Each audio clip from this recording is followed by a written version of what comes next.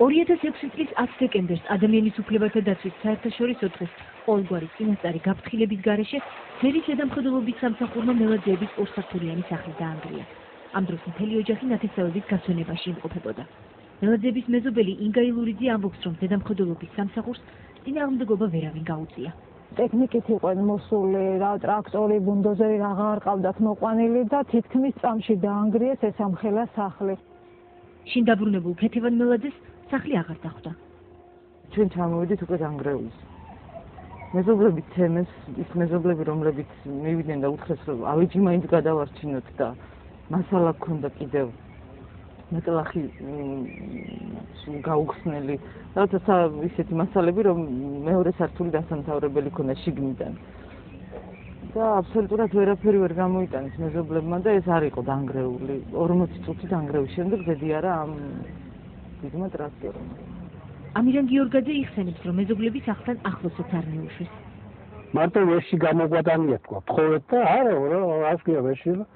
თავის ვეშიანა დაანგრიეს და დაუზიანეს ახლა. ზარალი არ ვიცი, მაგრამ ძალიან დიდი ზარალი განიცადეს, ძალიან დიდი ზარალი. საკუთრება მართალია მხოლოდ მელაძეებს არ დაუნგრიეს, თუმცა მათი ისტორია მაინც განსხვავებულია.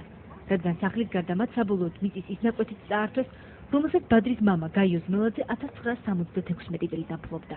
ეზოში შემორჩენილი მრავალწლიანი ნარგავები, ძველი ასფალტი და კომუნალური გადასახადის ქვითრები ადასტურებს, რომ გაიოს მელაძე ეზოს 30 წელზე მეტხანს ფლობდა.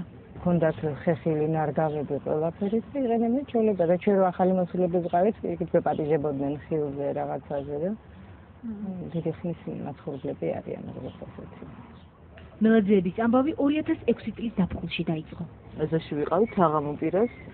ჩამოვიდა ერთი ადამიანი, რომელიც არ წარგვიდგინა და სიმართლე ვთქვათ, ჩვენც არ გვიკითხავს, ვარიქა და გითხარი ვინ ხარ და ამ სახს არ ყიდითო და არც კი მივაქციეთ ყურადღება, სასაცილოდ არ გვეყო და არა რა უნდა არა თუ გინდათ 10,000 მოგცემდო და ეს იმდენად სასაცილო იყო, რომ შეუძლებელი იყო ვინმე სერიოზულად მიეღო.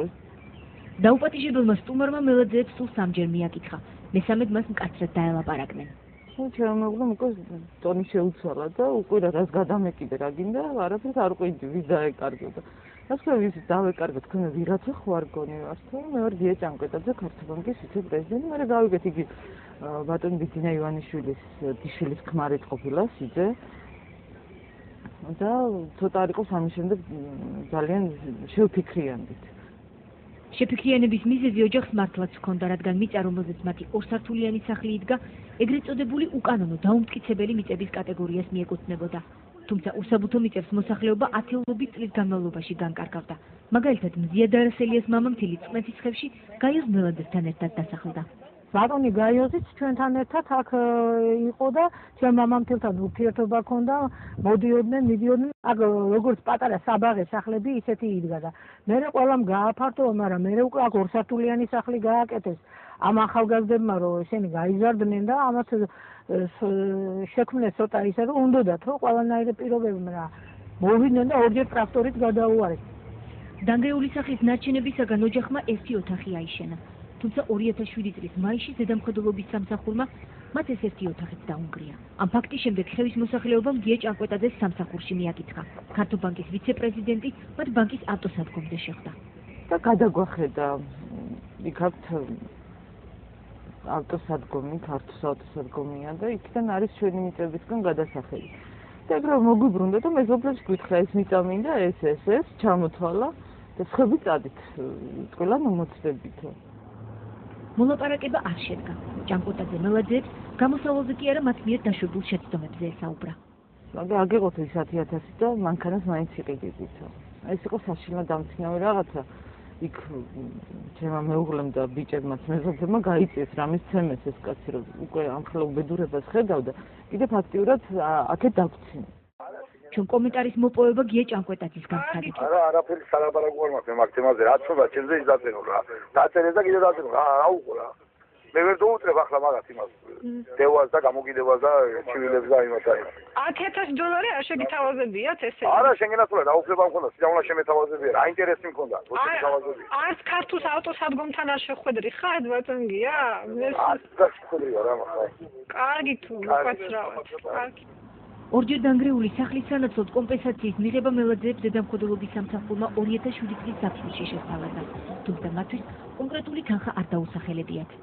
ზედამხედველობამ გითხრა იფიქრეთო, რამდენი იყო ეს არალი და მიწაზე არ ფიქრობ უბრალოდ. ზუსტად იმავე დღეს საინფორმაციო საშუალებებმა გამოაცხადეს, რომ საქართველოში ახალი კანონი ამოქმედდა, რომელიც მოქალაქეებს მიწების დაკანონების საშუალებას მისცემდა. მთავრობის მიერ პარლამენტში წარდგენილი ახალი კანონპროექტი ფიზიკურ და კერძო სამართლის იურიდიულ პირებს მფლობელობაში არსებული მიწის ნაკვეთზე საკუთრების უფლების მოპოვების საშუალებას მისცემს. ჩვენს ხელში იყო დიდი ზეიმი. აი რა ვიცი ხალხი პიროდა სიხარულის თემული იყო ეს უხარო და არ ვიცი აი ვერ აგიწერთ ენით უთქმელია იქ რაც ხდებოდა ძალიან გვიხაროდა ყველას. კანონი მიწის ნაკვეთებზე საკუთრების უფლების აღიარების შესახებ ხალხში ცნობილია როგორც რაც შენია შენია. ამ კანონის მნიშვნელობაზე ბევრს საუბრობდნენ ხელისუფლების წევრები. ყველა ქალაქში და რაიონში უკვე კომისიები მუშაობს. მოქალაქეების აქტივობა საკმაოდ მაღალია, თითოეულ რაიონში არის შესული ასეულობით განცხადება და ეხლა უკვე მიმდინარეობს ამ კომისიებში ამ განცხადებების განხილვა და უახლოეს დღეებში იხილავთ რომ ანალოგიური ცერემონიები ჩატარდება სხვადასხვა ქალაქებში.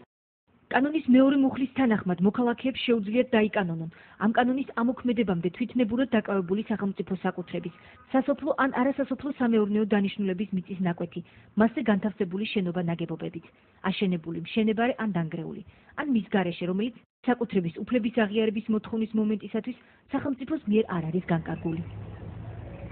მელაძეებმა ბევრი სხვა მოქალაქის მსგავსად ჩათვალეს, რომ კანონით სარგებლობა მათაც შეეძლოთ და მიწის რეგისტრაციისათვის საჭირო დოკუმენტების შეგროვება დაიწყეს. ჩვენ მივიდივართ საჯარო რეესტრში და ვიღაც ამონაწერს. და გვაინტერესებს ანუ მოითხოვეს ეს საბუთი საჯარო რეესტრიდან ამონაწერი და იქ წერია რომ მიწის ნაკვეთი ეკუთვნის მერის თვითმმართველ ერთეულს. აღმოჩნდა, რომ მერიას წყნეთის ხევში 2672 კვადრატული მეტრი მიწა საკუთარ თავზე კანონის ამოქმედებიდან დაახლოებით 2 კვირაში გადაუფორმებია. მიწის ნაკვეთის შუაგული კი სწორედ მელაძეების 961 კვადრატული მეტრი ეზოა. დოკუმენტში საკუთრების საფუძვლად ეკონომიკური განვითარების სამინისტროსა და თბილისის მერიის ურბანული დაგეგმარების სამსახურს შორის მიწერ მოწერაა დასახელებული. ახალგაზრდა იურისტთა ასოციაციის წარმომადგენელი კახა კოჟორიძე მიიჩნევს, რომ მიწის მერიაზე გადაფორმება მელაძეებს წართვა ის უფლება, რომელსაც მოქალაქეებს კანონი ანიჭებდა. სწორედ ეს გააკეთეს, რომ სასწრაფოდ დაარეგისტრირეს თვითმმართველი ერთეულის საკუთრებად, რომ მერე მელაძეებს გამოწვდათ საფუძველი და ამოვაზრნილიყვნენ ამ კანონისა და პრეზიდენტის ბრძანებულების რეგულირების სფეროდან და ვეღარ ეთქვათ, რომ მე ვარ ამ კანონის თანახმად დაინტერესებული პირი და დამირეგისტრირეს ესე და ეს მიწის ნაკვეთი. ეს არის პირველი და მთავარი უკანონობა, რომელსაც ადგილი ჰქონდა ამ შემთხვევაში. ამის მიუხედავად მელაძეებმა მიწის დაკანონების მოთხოვნით მაინც მიმართეს თბილისის მიწის ლეგალიზაციის კომისიას. მათ ნაკვეთი მაინც თავისად მიაჩნდათ და პატრონობდნენ კიდეც.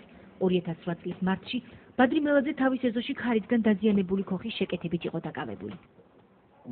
შეხედეს ქართულ ბანკიდან ჩვენ მისულები ვართ იმ ჩვენ ტერიტორიაზე. ეთყობა დაურეკეს ზედამხედველობა, შეატყობინეს, მოვიდა ზედამხედველობა 2 მანქანით. აი მაშინ გვითხრეს, რომ ჩვენო სისხლი გვაქვს